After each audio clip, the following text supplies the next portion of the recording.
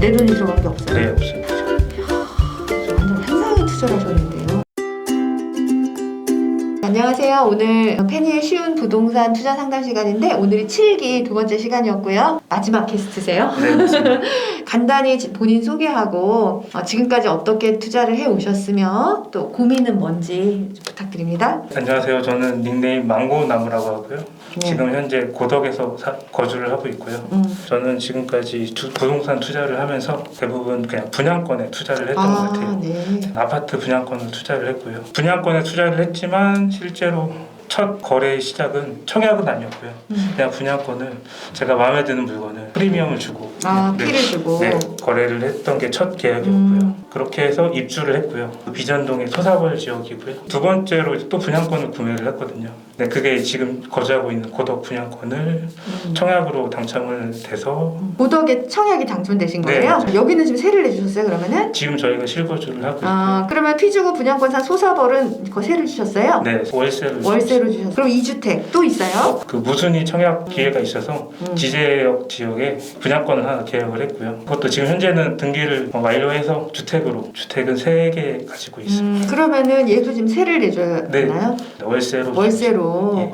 이자 내고 좀 남아요 양쪽에서? 이자는 남지 않고요. 3개 매물에서 대출 레버리지를 최대로 활용을 했고요. 지금 현재 고덕 협택 건축을 진행하고 있습니다. 근데 협택 건축도 분양권을 제가 프리미엄 주고 매수를 한 거라서 생각을 해보니까 저는 전부 다 이제 분양권을 매수하는 경우더라고요. 그러네요 진짜. 그리고 반도 유보라 그 오피스텔 분양권 2개 가지고 있거든요. 근데 이것도 다 당첨된 거라서 저희가 이건 피를 구매한 건 아니고 그래서 총 그렇게 가지고 있습니다. 5개, 협택 건축한 6개.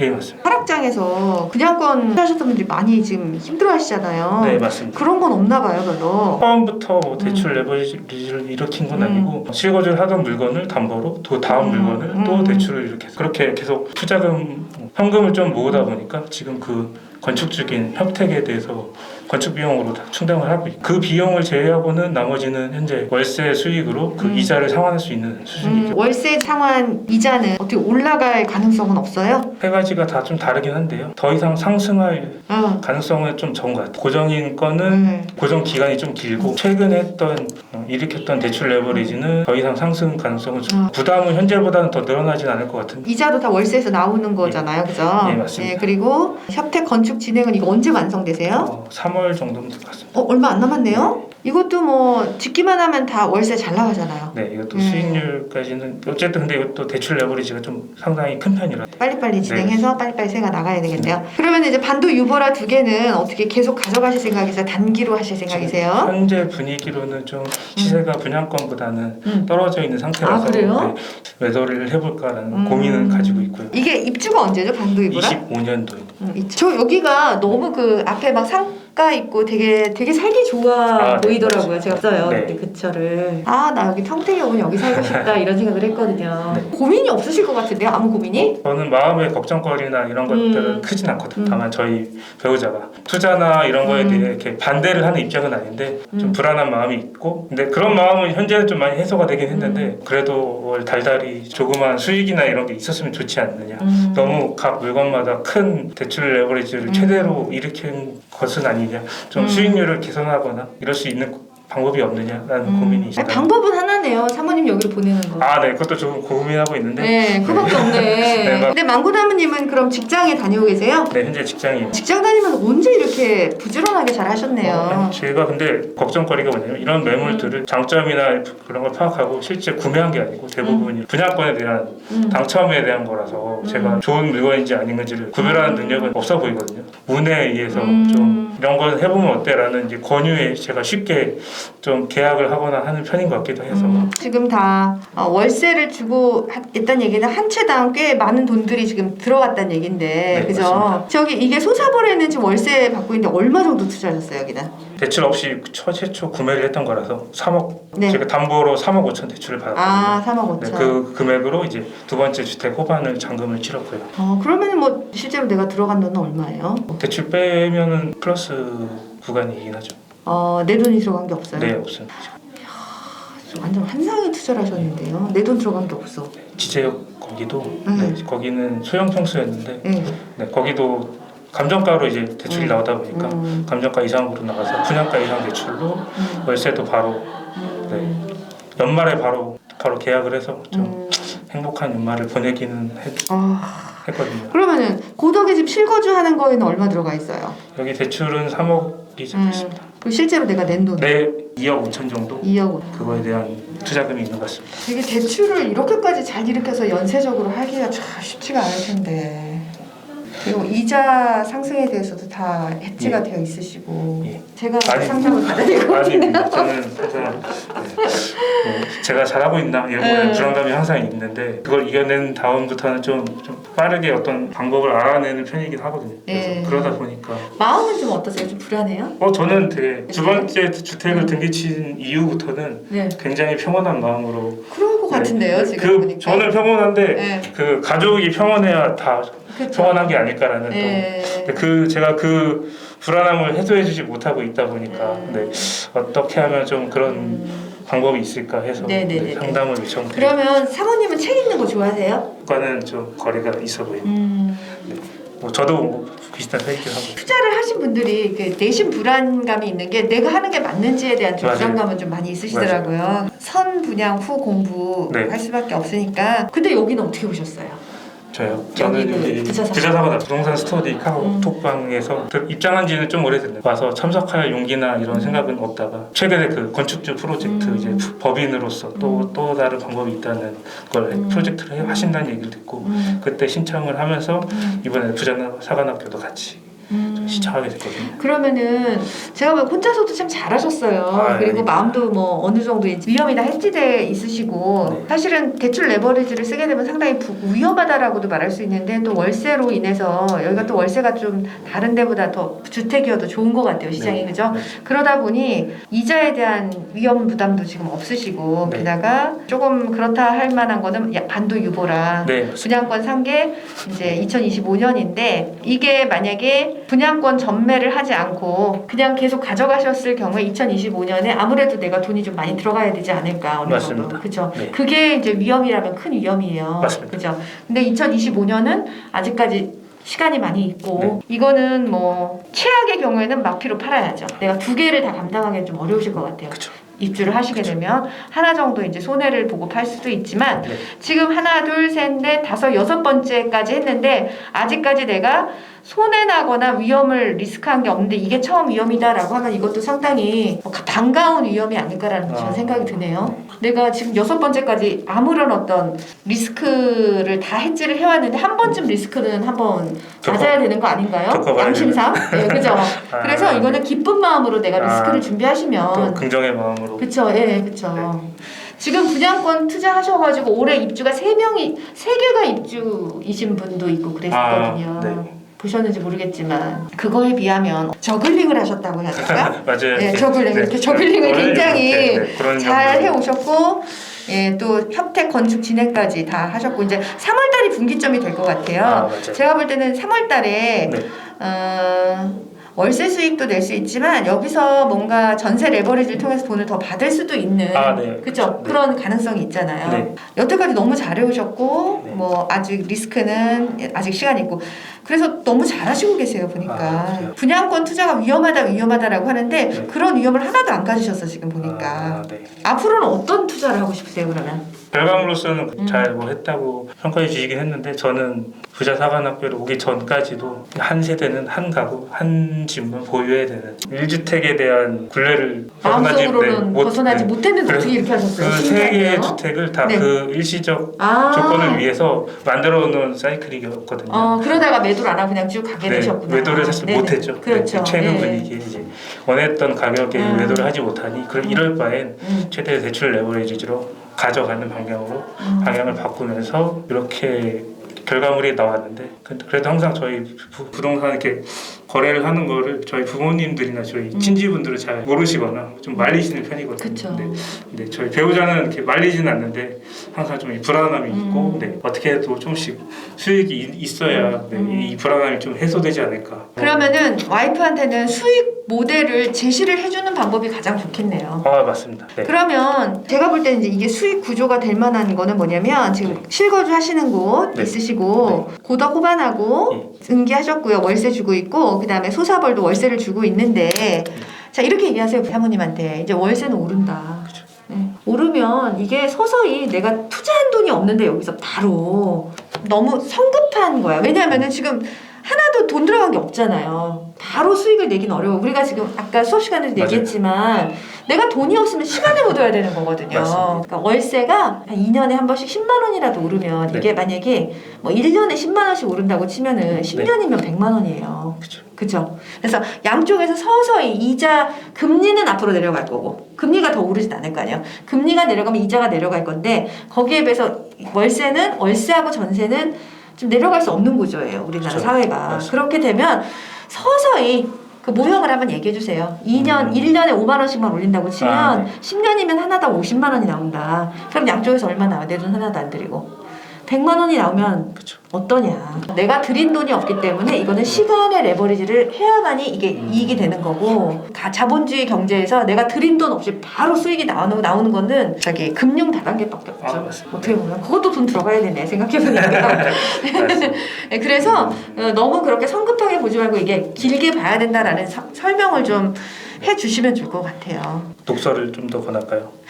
저는 이제 독서 중에서 뭐 웰싱킹 같은 거를 좀 권해주면 그런 건 좀 쉽게 읽지 않을까. 웰싱킹 아직 읽지는 않았지만 구매를 해놔서 와이프와 함께 읽어보도록 그렇죠. 하겠습니다. 네. 그렇게 우리가 알고 있는 이 세계가 전부가 아니라 우리가 바라보는 희망과 어떤 그런 걸로 인해서 더 미래를 당길 수도 있는 그런 여지가 있다라는 이야기를 해주시고 그러면 좋을 것 같아요. 그래서 같은 쪽을 부인하고 같이 바라보시면 좋을 것 같긴 한데 맞아요. 네, 그래서 제일 좋은 건 여기 부동산 사관학교를 보내는 게 제일 좋으시고요. 그것도 권유해보겠습니다. 네, 그렇게 하면 최소한 불안해하진 않을 것 같아요. 맞아요. 그죠? 그리고 같은 방향도 바라볼 수가 있고. 근데 그게 쉬운 부부들한테만 쉽지 않더라고요. 그쵸. 예. 맞아요. 여기 우리 고켈님하고 저하고 제일 부러워하는 분들이 부부가 같이 오신 분들이 제일 부러워요. 네, 오늘도 보니까 되게 보기 좋더라고요. 그쵸. 네. 지금 고켈님 같은 경우도 집에 가서는 항상 이해를 못하니까 집에 가서 항상 이게 뭔가 부딪힐 수밖에 갈등이 있을 없고. 그쵸. 근데 이렇게 자진해서 같이 나와주는 부부가 있다는 건 너무너무 참 부러워요, 되게. 그래서 너무 잘하셨고요. 너무 잘하셨고, 제가 볼 때는 지금 당장은 소득이 없지만, 이렇게 시간을 통해서 충분히 소득이 나올 수 있는 구조고 또 3월 달에는 부인이 원하는 최초의 소득을 또 줄 수도 있지 않을까? 그쵸? 여기서 한번 보여주면 되게 즐거워할 것 같아요. 맞습니다. 하시고 반도 유보라는 만약에 리스크가 와도 기쁘게 리스크를 감당하면서 리스크 없이 이렇게 하는 거는 불사조도 아닌데 언제까지 이럴 수는 없잖아요. 그 다음에 자산에 대한 목표, 나는 어느 정도 이 정도의 자산을 이루고 싶다라는 그런 목표가 있나요? 은퇴는 언제쯤 하세요? 올해 40살이 됐거든요. 네. 그래서 아직 한 10년 정도 그 이상은 남아있다고 생각하지만 구체적인 목표 금액이 설정하지는 않았거든요. 하지만 지금 정도보다 조금 더 안정적인 수익 구조가 된다고 하면 또 다른 근로소득 이외의 또 다른 것들은 생각해보거나 도전해볼 생각도 있어서 어떤 그 목표 설정도 필요할 것 같습니다. 네, 그래요. 너무 잘 하셨지만 지금 당장 소득은 안 나오지만 굉장히 좋은 시스템을 구축해 놓으셨기 때문에 되게 좋으실 것 같아요. 그리고 어떤 투자 해보고 싶으세요? 지금 다 여기가 그 고덕에 다 모여 있는 그게 또 단점이네요. 네, 맞아요. 그죠? 여러 지역이 아니다 보니까 말씀하셨던 위험 리스크는 좀 존재하죠. 서울 쪽으로도 한번 해보셔야 될 것 같아요. 네, 맞아요. 자녀가 몇 분이시죠? 자녀 2명 있어요. 나중에 서울로 보내야죠. 자녀의 역량이 있다면 충분히 보내줄 수 있는데 큰 관심은 없더라고요. 아직은 아직은. 근데 회사를 또 서울에 갈 수도 있는 거고. 그렇죠. 그래서 서울 쪽으로 한번 이제 올해는 조금 여기를 벗어나서 다른 쪽을 좀 하시면 좋을 것 같아요. 너무 몰빵이에요 지금. 맞아요. 그래서 오늘 이 부자사관학교도 소액이라도 다 여러 지역을 그렇죠. 갭 투자로 시도해보는 것도 네. 와이프의 이런 수익 창출에 도움도 되는 것 같고 네. 제가 너무 좋은 곳만 보고 있는 거에 시야가 좀 넓어질 수 있다라는 생각도 있어서 그래서 오기도 했거든요. 네, 시야도 넓힌다는 것도 있지만 다른 쪽에서 어떤 큰 상승분이 있을 때 나만 소외되지 않는 맞아요. 그런 것도 있거든요. 서울이 막 오른다고 할 때 서울에 하나도 투자를 못한 사람들은 계속 이렇게 옆에서 침만 흘려야 되는 그런 경우가 된 거거든요. 아니면 이제 지방장이 상승한다 그럴 때 지방에서 뭐 투자 못하신 분들은 아 내가 너무 거기를 무시했구나 여기만 봤구나 이렇게 생각할 수 있기 때문에 제가 볼 때는 올해부터는 서울하고 이 평택 구덕이 아닌 다른 쪽으로 좀 눈을 돌리면서 투자의 그 범위를 좀 확장시키는 게 되게 좋으실 것 같아요. 네, 알겠습니다. 그리고 10년 후에는 월세가 어느 정도 나왔으면 좋겠어요? 우리 지금 2개 월세 받고 있는데 10년 후면 여기서 하나당 어느 정도의 월세 수익이 발생할 수 있을 것 같으세요? 제 생각에는 이게 아직 그 지역적인 특수성이 반영된 월세의 가격이 아닐까 해서 10년 후의 월세도 항상 상승이거나 이런 건 아닐 수도 있다. 지금 정도 수준이 유지될 수도 있다라는 생각도 있어서 그거에 대한 것도 좀 고민해봐야 될 것 같습니다. 저는 또 그렇게 생각 못했는데 직주 근접은 당연히 이 삼성에 대한 수요가 받쳐질 수 있겠지만 제가 보유하고 있는 그 아파트 부분들은 이제 월세에 대한 영향성을 좀 덜 받지 않을까. 그렇구나. 이미 월세가 높다. 네, 저는 높다고 생각하거든요. 근데 이제 지금 우리가 금리가 높으니까 다 월세를 선호하는 거잖아요. 우리 평택이 아니라고 해도 지금 금리가 높다 보니까 전세에서 월세로 하는데 근데 금리가 계속 높지 않고 내려가면 또 어떻게 될까요? 다시 또 전세를 선호하지 않을까요? 맞습니다. 네, 그렇게 되면은 여기서 뭐 전세로 돌려가지고 또 다른 걸 또 하실 수도 있고. 하나 궁금한 사항이 더 있는데 오늘 수업 때 말씀해 주셨던 주택임대 사업자를 제가 지금 가지고 있는 아파트들이나 오피스텔로 등록해서 가져가는 것도 그건 이제 장기 투자를 하실 계획이면 무조건 주택임대사업자가 좋아요. 그렇죠. 왜 그러냐면 이거 재산세만 해도 엄청나요 이제. 맞아요. 네, 재산세도 감면받죠. 아파트 두 채 이상이면. 그 다음에 중요한 거는 종부세. 종부세를 지금 다 저기 사장님 명의로 했나요? 와이프랑 좀 공동으로 나눴어요? 그러면은 뭐 종부세 이슈는 없네요. 그리고 10년 후에 양도세. 그거에 대해서도 되게 혜택이 많아요. 그렇죠. 그래서 내가 이걸 길게 가져갈 거라면 주택 임대사업자면 좋죠. 지금 시점에서도 등록이 가능한 상황. 전용 84 이하면 돼요. 고덕은 84 이하가 아니고.